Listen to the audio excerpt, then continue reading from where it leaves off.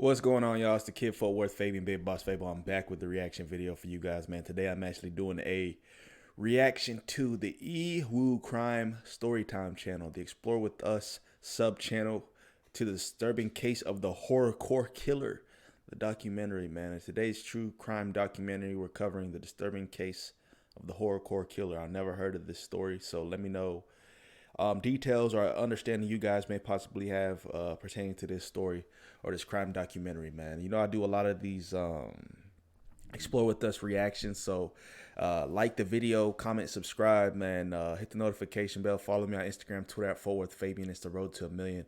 Peace, love to everybody rocking with the channel. So without further ado, let's hop into the reaction, man. Engage with the content and check out my Explore With Us playlist, link provided in the description, as well as the pinned section in the comment section. The following footage of killer Richard Samuel McCroskey has never been seen before. Alright, so I'm making this video because, or if anybody finds this, I really don't know what I'm trying to say, and I'm breathtaking at what I've done, and I apologize. I know I'm gonna pay for my consequences. You know, I wish that I could have not done this, but I just lost my mind. I snapped, and I did what I did, and I gotta pay for it now. My consequences. I'm like all shaky and stuff, but like, he's taking a whole lot of accountability, but he's still messed up. To anybody that finds this, tell my parents that like I love them, and I'm very sorry for doing this, and there's nothing really else to say. To everybody that is probably gonna hate me for this, I'm sorry, and I had to do it. My mind just snapped. I couldn't control it anymore. You had to do it. That's it. Fuck you to the big world. Fuck it. What the? Why is his face just pause in this moment like that? I couldn't control it anymore. What's happening right here? He said, God be with this young man. Fuck you to the big world. Fuck everybody in the world. I can't stand this place. Richard filmed this video as he was living in the home of his victims and their rotting corpses. He stayed in the house with their dead bodies for days after their deaths. Neighbors began noticing a sickening stench emanating from somewhere in the neighborhood, but couldn't pin down the source. They shrugged it off, attributing the smell to a dead animal. Little did they know they were smelling 4 human bodies as they began to decompose. 4? When Richard finally fled the house, he left behind a crime scene so horrific, police wouldn't even describe what they found beyond the victims dying of blunt force trauma. What exactly was he doing during his time in the home remains a mystery to this very day. But one thing is for certain, when he set off to visit his online friend for the first time, no one could have possibly imagined everything would take such a shocking turn.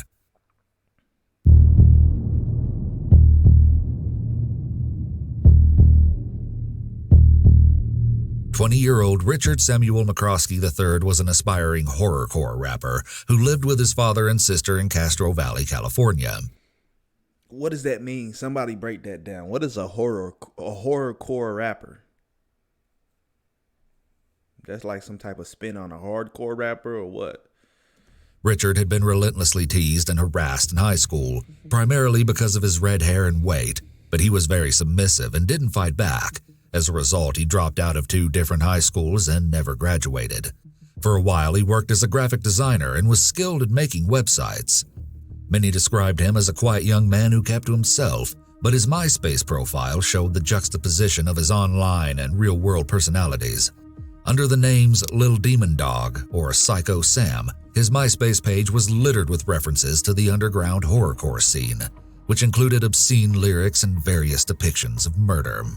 You can see some of the horrorcore artwork Richard displayed in his bedroom. Many believe his stage name was inspired by an unhealthy obsession with David Richard Berkowitz, also known as the Son of Sam, a serial killer who murdered 6 people from 1976 to 1977. Many of his photos show him posed in cemeteries or holding weapons such as an axe. What's wrong with this kid right here, bro? In one video Richard posted he is wearing a skull bandana while standing outside a Gothic church during a lightning storm and rapping lyrics about the evil voices inside my head. They just want me to murder continuously. They want me to take lives on a mass murder spree. They love the smell of a body that's rotten and decayed. That's what I think about when I'm stalking my prey. The fact that Richard says evil voices inside my head does not necessarily mean he is hearing voices in the same way that a person with schizophrenia hears voices. While people who have schizophrenia can commit murder in response to a commanding hallucination, it doesn't seem like this was the case with Richard. People with antisocial personality disorder often have many different selves. People with APD. Hold on. I need to read some of this because people gonna say I'm associated with this disorder. With antisocial. And be like, man, you don't be talking to nobody, bro. Relax. So a pervasive pattern of disregard for violation of rights since 15 years of age. Failure to conform to social norms. Okay, so they see even society's gonna crucify you, hold you accountable because you don't want to conform to social norms, bro. Nobody want to do that fully. Repeated performing acts that are ground for arrest: deceitfulness, lying, use of aliases, impulsivity or failure to plan ahead. Nah, that ain't me. Irritability and aggressiveness by repeated physical fights. Nah, that ain't me. Reckless disregard for safety of self or others. Nah, that ain't me.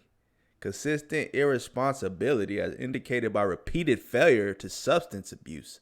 Or what's that say?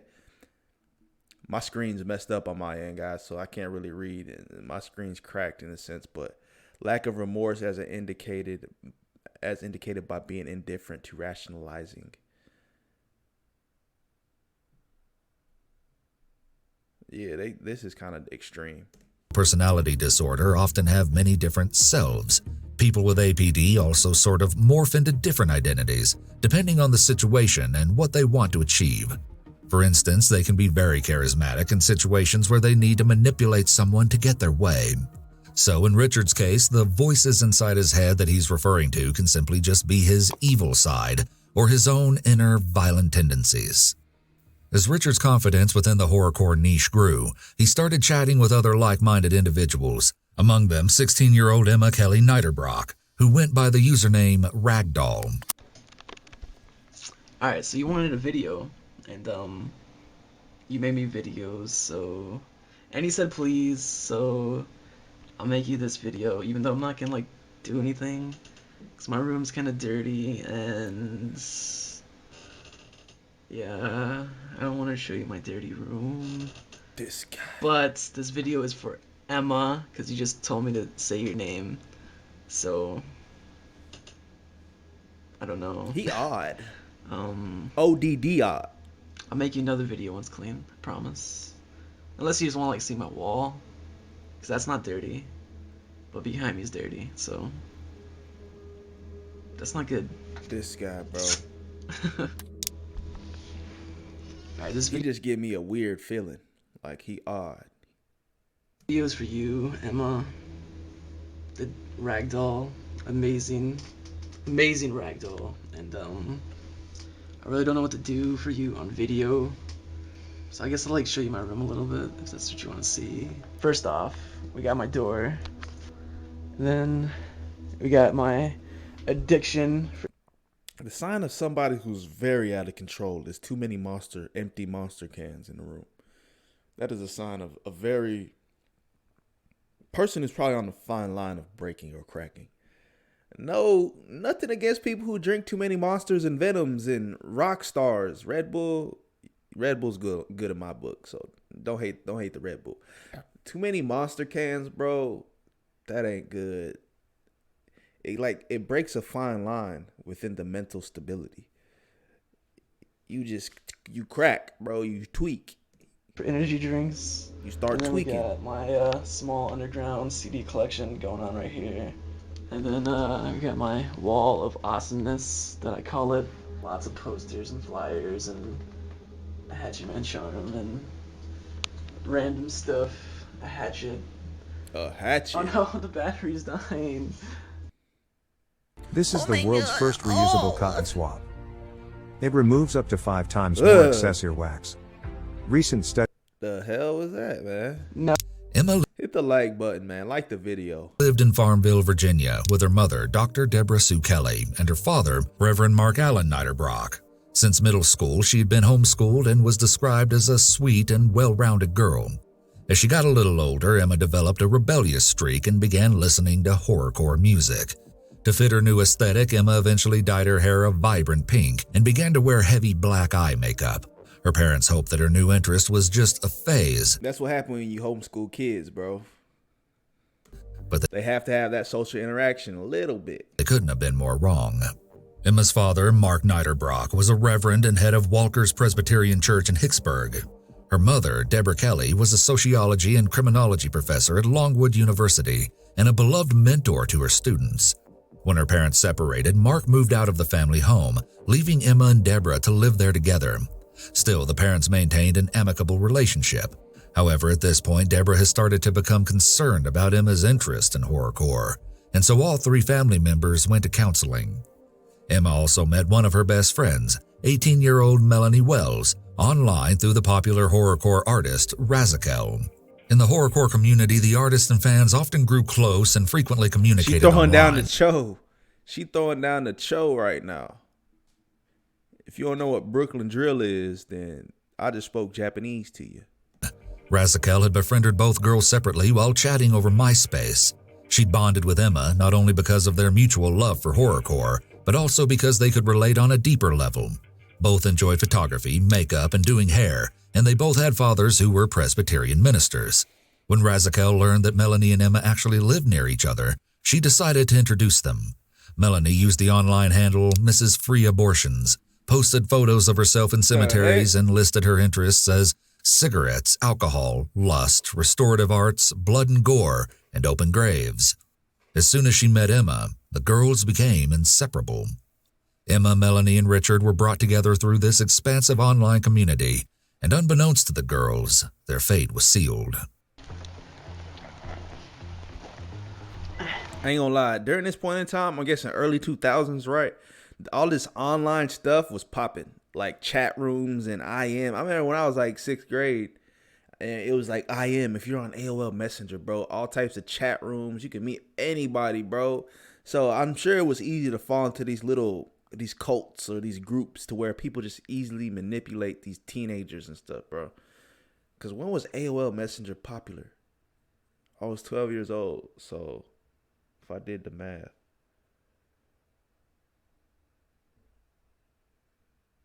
That's definitely early 2000s, bro. That's crazy. We defiled the grave. Hell and then nah. lightning struck seconds ago. I think we're being warned. And now it's starting to rain. It's because we fucked up the grave. It's not my fault. And now it's starting to rain really hard. So peace. Before long, the relationship between Emma and Richard turned somewhat romantic. However, while Richard referred to Emma as his online girlfriend, Emma may not have been as serious about him. Razakel says that Emma never referred to Richard as her boyfriend, but said they were close and getting closer. Still, they exchanged flirty messages back and forth for around a year before making plans to meet in person. A year? The three teenagers hatched a plan to attend a horrorcore music festival in Southgate, Michigan, called Strictly for the Wicked, but they would need some help. Emma's parents weren't exactly thrilled with their daughter's music choices, and they grew more upset when Emma started writing ominous messages on her bedroom walls. However, all they wanted was for their daughter to be safe and happy, so they chose to be supportive even if they didn't understand it. They agreed that she should attend the music festival. Come on, bro. I'm not a parent and I would know better than that. I'm not letting my kid fall into that. Like, what the... That's crazy, bro. If they're talking about killing fetuses and, stuff about Jesus, and like, they're like Satanists essentially, bro. Like,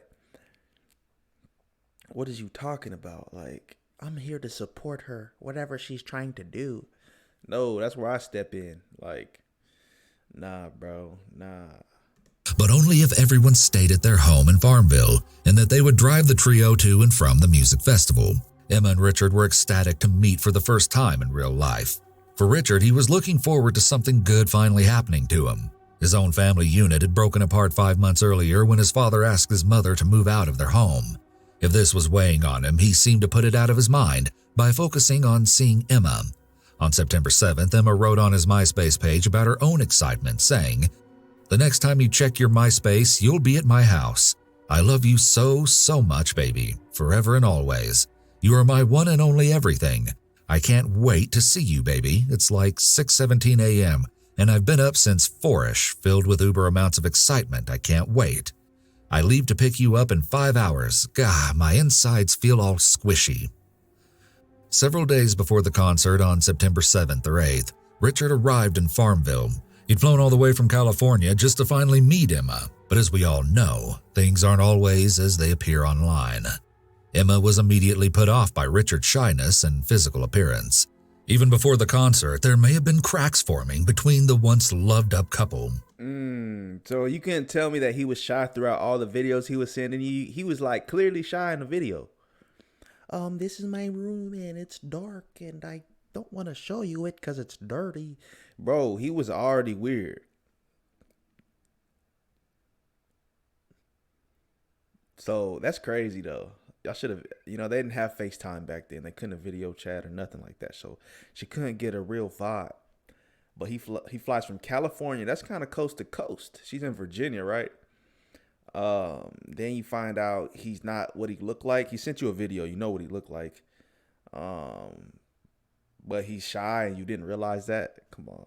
Because I was wondering what would have set him off this whole time. Now I understand. But still, on September 12th, 2009, they all went to the show as they'd planned.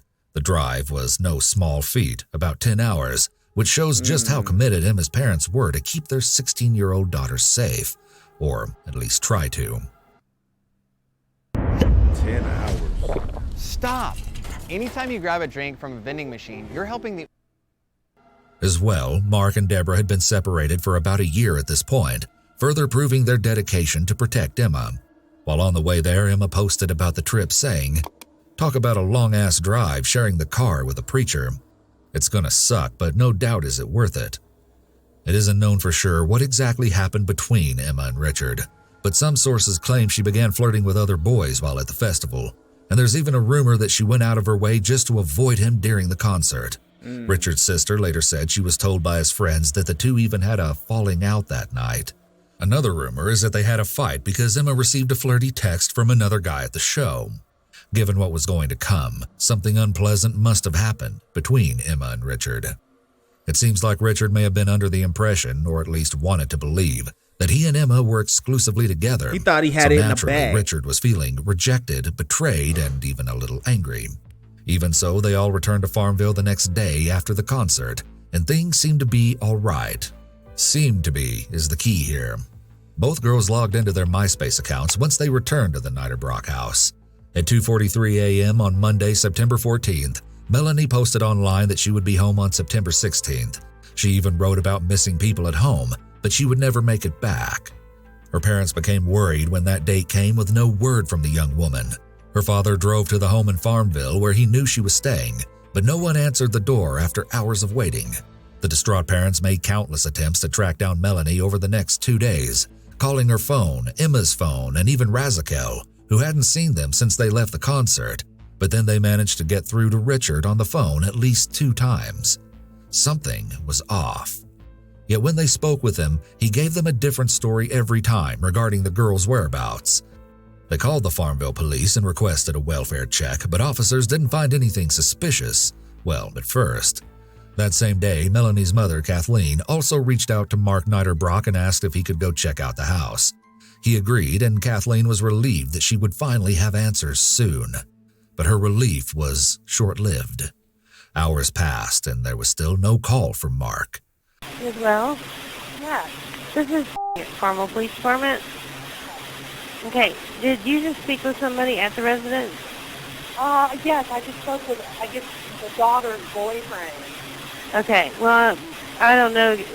My sergeant went over there and he said that it was a young kid, a boy, and that Melanie and the girl she's staying with are at the movies now. Yesterday they went to Richmond.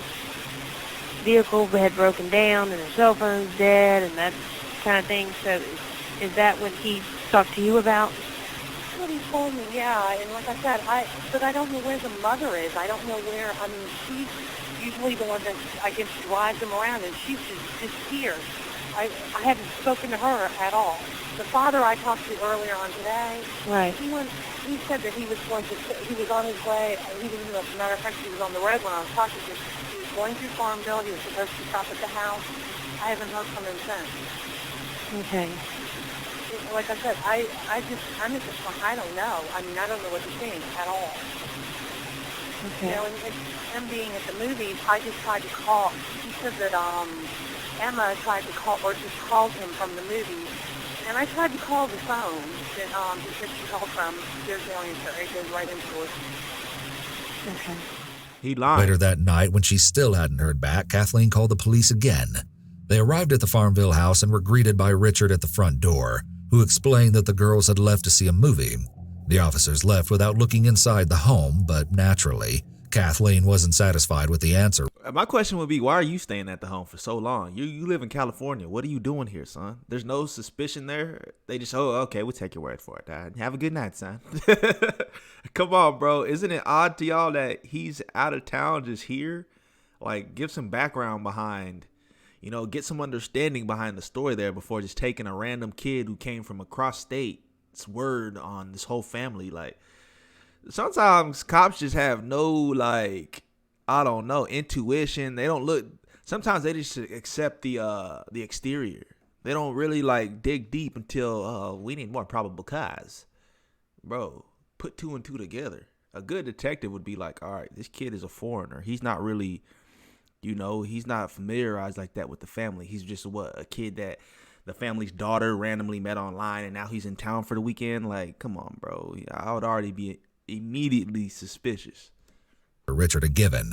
She called the home and once again spoke with him, but this time, instead of giving excuses, he simply stated that the girls couldn't answer the phone. How do you know that? I mean, my daughter would call. Right. So I just don't know what to think. What scared me earlier, she was saying, oh, there was noises in the basement coming from, you know, in the house. And, I don't know. All right. If you don't hear anything from her, then just call us back and I'll send an officer back over there. Okay. Yeah, I mean, it just, like I said, it doesn't make, none of this makes, any sense at all. I've heard that, you know, they were supposed to be home by 9. Usually when it don't make sense, that's because it don't make sense. So, you know, start to think of the worst, start to expect the worst. When it don't add up, sometimes just, you don't want to believe the worst, but put two and two together. Like, I already started assuming the worst and going down that path. If I was her, you know, it doesn't make sense. I already know he lying. He capping. Look into him further, please. Do a deep dive on this man. This young brother. All right. Well, just try to, wait and see if Melanie calls you in the next hour, and if not, call us back. Bruh. Okay, I will. Thank you so much for She your ain't help. called in You're like welcome, 2 Will. days, All right, bye-bye. homie.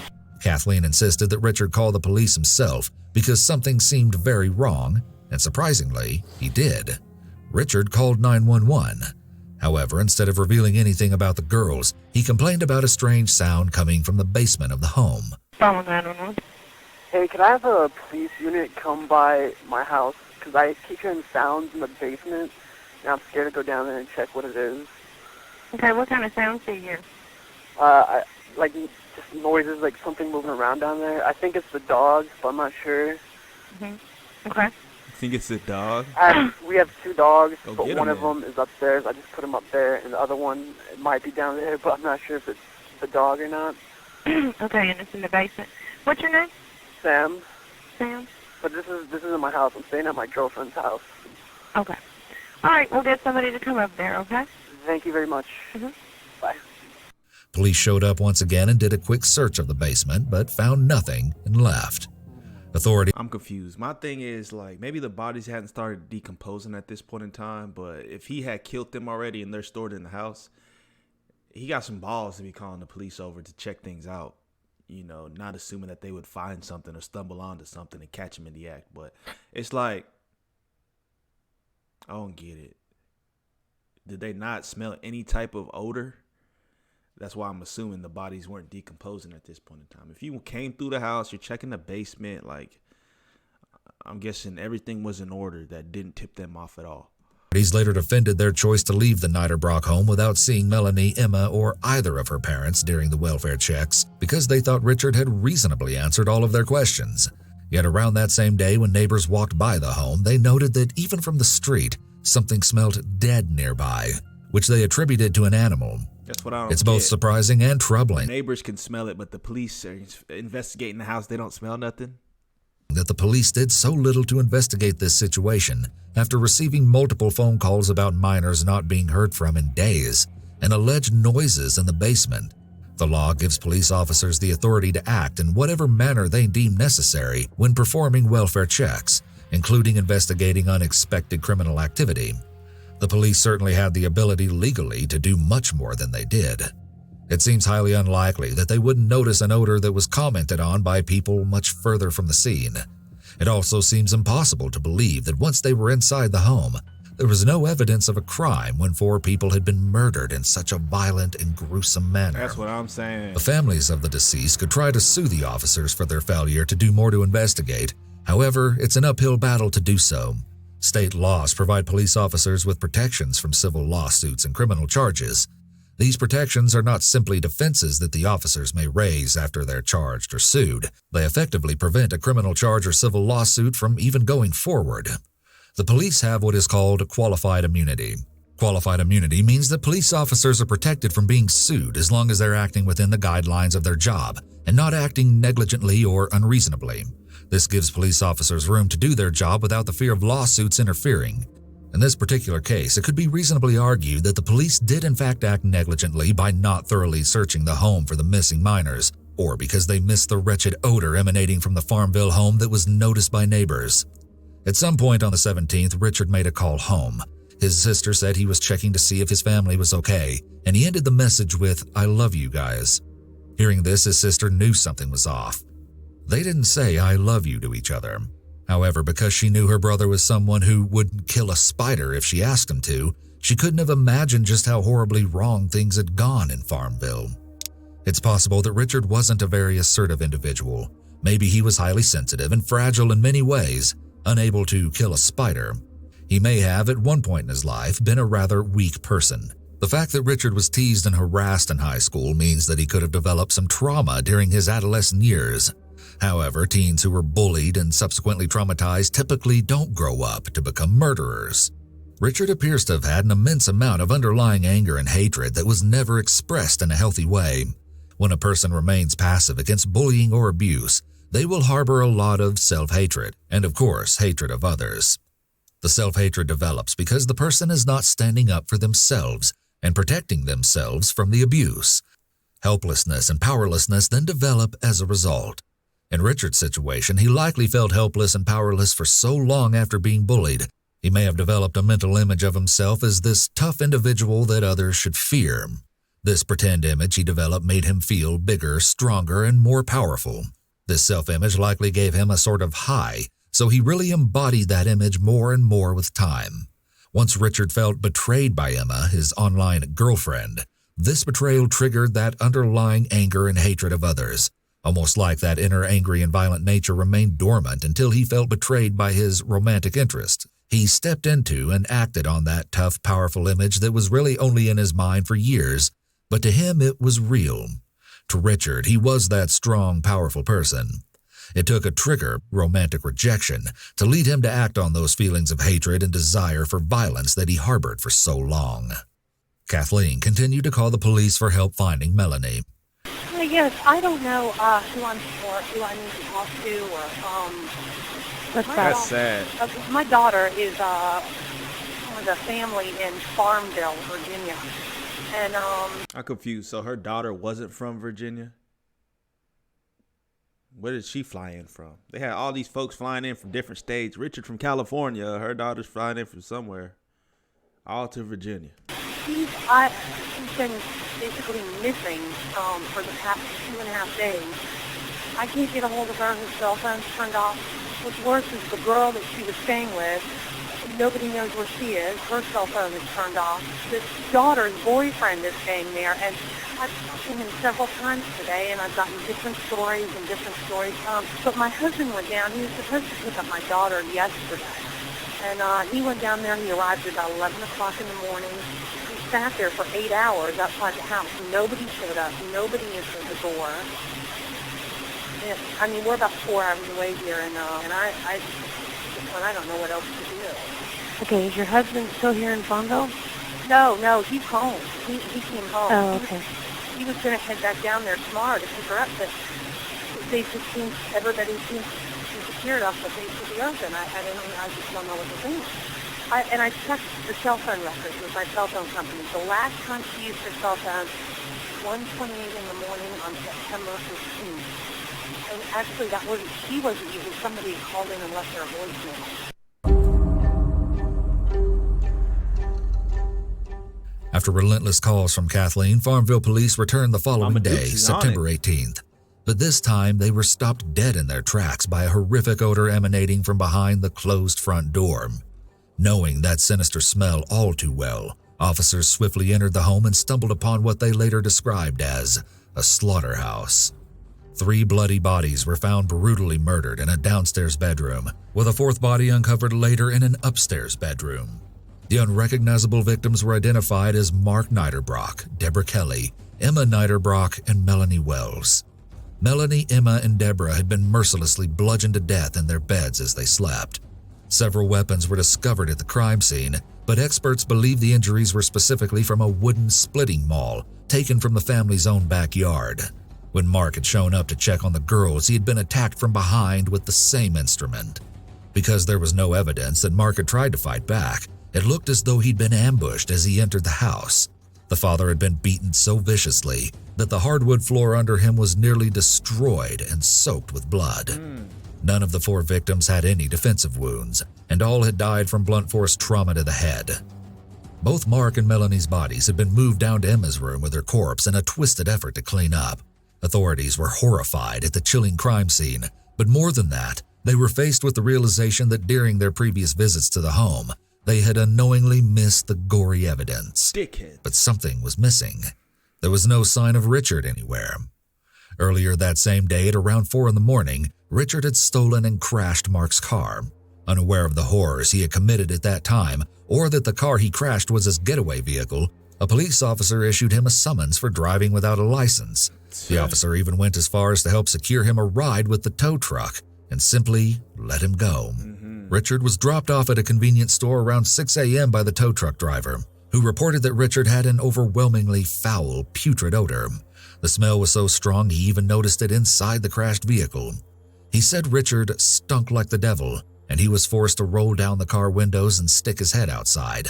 The fresh air didn't help much because he still heaved visibly twice. Yet Richard didn't seem to mind the foul smell. During their trip, the driver also noticed that Richard had red marks on his neck that looked like hickeys. When he commented on them, Richard claimed that his girlfriend gave them to him. In fact, he was so comfortable with the driver that he admitted the 2000 Honda he just wrecked belonged to the father of his girlfriend. Once at the convenience store, Richard then called for a cab to take him to Richmond International Airport. In a strange turn of events, on their way to the airport, the taxi was pulled over by a police officer for speeding. Apparently unconcerned, Richard had simply calmly exited the vehicle and had a smoke by the side of the road while the incident was sorted, as though he didn't have a care in the world, even after 2 very close calls with police officers. Little did anyone know the true horror he had left in his wake. Just moving and grooving. Just hours after the grisly crime scene had been discovered, a man named Andres Shrim called the police. Shrim was the boyfriend of the horrorcore rapper Razakel. He went by the stage name Sectanic the Soulless, and his record label was called Serial Killin' Records. In his call to the police, Shrim said that one of Richard's friends had spoken to him recently and said that Richard was noticeably upset and that he had made some disturbing comments, including that he had killed someone, maybe even a couple of people. The police were now certain that Richard was the perpetrator in the 4 horrific murders. They circulated a photo of him from his MySpace account in an attempt to track him down. It wasn't long before officers found Richard sleeping in the baggage claim area on September 19th and arrested him before he could hop a flight back to California. The cold killer had actually left behind a piece of paper at the crime scene containing the exact address of the airport. His grand escape plan had been to wait in the airport for a flight in 2 days. At some point, he must have panicked because he attempted to buy a ticket for an earlier plane, but it was too expensive, so all he could do was wait, which is exactly how police found him.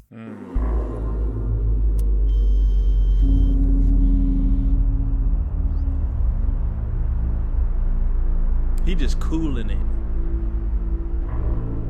This is the actual footage, ladies and gentlemen. They pull up on him.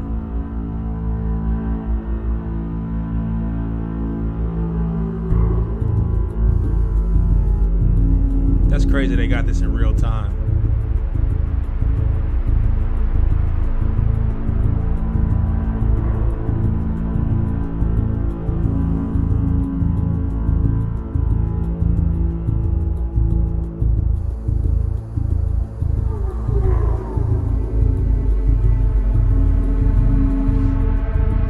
He probably stank. We advised you of your Miranda rights. You said you understood your rights and you signed the form saying you were willing to talk to us, and you still willing to talk to us? Yes, but I would like to have somebody here too, like a lawyer. Okay, that is your option. So are you invoking the right to remain silent? Yes. After he was arrested, it was noted that his clothing was totally caked in gore, as he hadn't changed or bathed since committing his atrocious crimes. Many pointed out after the news broke of Richard's arrest that, ironically, one of his songs was titled, "I Kill People for Real." It appears that sometimes life really does imitate art. But after his arrest, many were left with more questions than answers. While Richard claimed to have chosen the 8-pound maul as the murder weapon because he thought nobody would suffer, he also allegedly drank beer, smoked marijuana, and might have taken painkillers for a migraine headache before the killings. It's hard to know if he planned what he did next, or if it was the result of his rage because of his and Emma's faltering romance, or even if the cocktail of substances pushed him over the edge. Rather than go to trial and risk the death penalty, Richard accepted a plea deal, and almost 1 year later, he pleaded guilty to 2 counts of capital murder and 2 counts of first-degree murder. His defense attorney tried to claim that I ain't gonna lie, I thought he had committed suicide in the beginning, where he's all like, "Oh, Mom, Dad, I love you. I don't know what happened." But he actually tried to just fly back to Cali and got caught at the airport. Richard expressed remorse and that he said he felt bad for what he had done. Yet as he left court, he gave onlookers a sinister, slight smirk, further proving his wickedness. Richard Samuel McCroskey III was given 4 consecutive life sentences, and as part of the plea bargain, he waived his right to an appeal. Since the case never went to trial, a clear motive in the savage murders has never been released. When asked why he had done it by reporters as he was brought back to Farmville, Richard had simply responded, "How did you do it?" Jesus told me to do it. His sister later denied that his response was a sign of psychosis. Instead, she said that this was just his sense of humor and that he was being sarcastic. Several theories exist surrounding a possible motive for the barbaric attacks.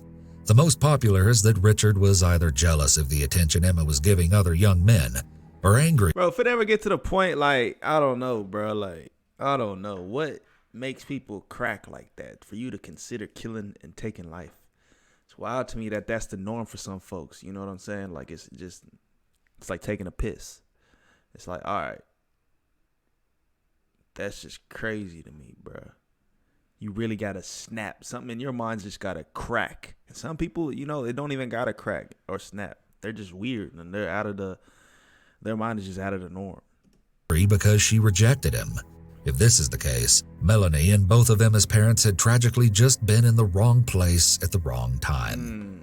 Richard's attack on Emma's parents and her friend Melanie could have been purely due to the fact that they were present in the home, and therefore would be witnesses to what he wanted to do to Emma. It's also possible that he felt humiliated by Melanie too, and maybe by Emma's mother.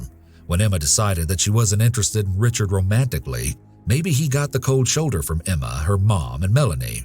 Emma's father, on the other hand, may have just literally been in the wrong place at the wrong time. Richard may have crossed a threshold when he succeeded at committing his first 3 murders, so killing one other person, Emma's father, was easier for him. This further supports Richard being a total psychopath, because if, let's say, the murders would have been an impulsive move that occurred because of his anger and obsession with Emma, a crime of passion, and because he was intoxicated, any half-normal person would be devastated and likely wouldn't have killed another person, a 4th person. However, in Richard's case, he didn't mind adding to his murder tally, even after having days to reflect on what he did, and even after spending days in the presence of those lives he ended. I believe this really shows the depths of his psychopathy. Richard could have very likely just have been a ticking time bomb. It's possible that anyone that really triggered his anger and past traumas would have been the victims of murder at his hands. In this case, it was Emma, her parents, and her friend Melanie.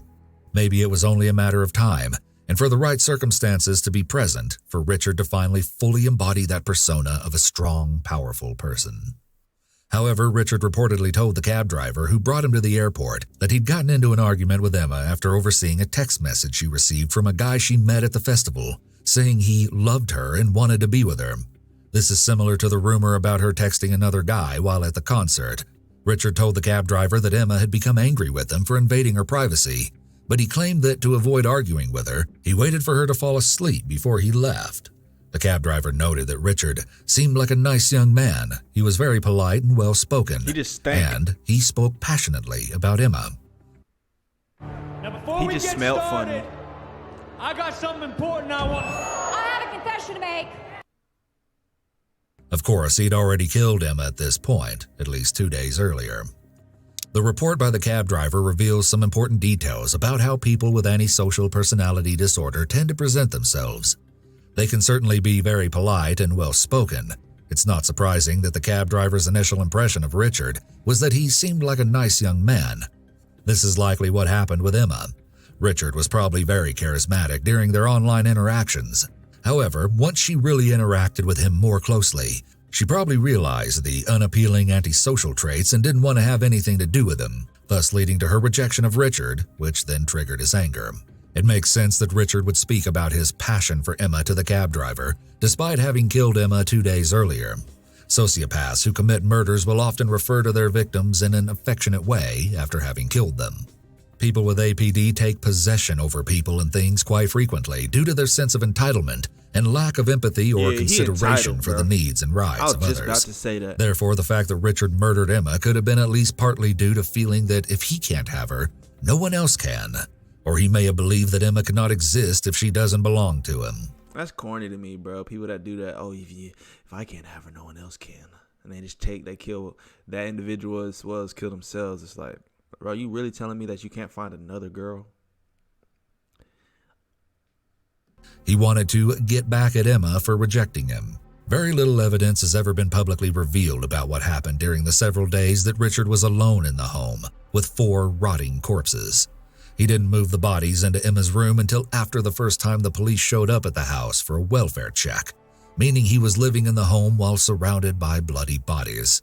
The self-recorded videos are some of the only pieces of evidence we have that tell us about Richard's state of mind during this time. What we do know is that he took the time to film himself as he contemplated taking his own life. Alright, I'm making this video because it's in my final minutes of being alive. And to anybody that finds this, I want you to tell my parents I love them deeply, and I'm very sorry for doing this. To my brother, Sinister, aka Eric, and Emily, I love you guys deeply, and I'm sorry for going this route. I know I said I'd turn myself in, but I'm not going to do that. I can't do that. I can't pay those consequences, so I gotta do what I gotta do, which is gonna be over there. See, I thought he was gonna kill himself. I'm not gonna tell you what I'm gonna do because I'm sure you guys know what I'm gonna do. I'm really sorry, but it came to this. But I'm gonna get going and do what I gotta do. I'm gonna pay my consequences. So my last words before I go: fuck you to the world. Fuck everybody in it. I can't stand this place. Fuck your God, and no, I'm not a nut rider, but fuck your God. SKR, Wicked Intent, for life, peace. Many were quick to blame the horrorcore genre for the mass murder because of the way the music seems to glorify murder. But supporters argue that the music is merely a dark fantasy, and only those suffering from mental health issues would carry out such a heinous act. But regardless of his musical preferences, this was a rage-fueled attack against a teacher, pastor, daughter, and friend at the hands of absolute evil. The Farmville community will forever remember and mourn the losses of those 4 innocent lives. That's crazy. That right there. The disturbing case of what the horrorcore killer. Horrorcore, I didn't even know that was a genre, man. But let me know y'all's thoughts on that one in the comment section below. Like, comment, subscribe, hit the notification bell. Follow me on Instagram, Twitter at FortWorthFabian. It's the road to 1 million, man. Peace, love, prosperity to everybody. Catch you guys in the next video. Be sure to check out my Explore With This playlist link provided down below, man. We're out.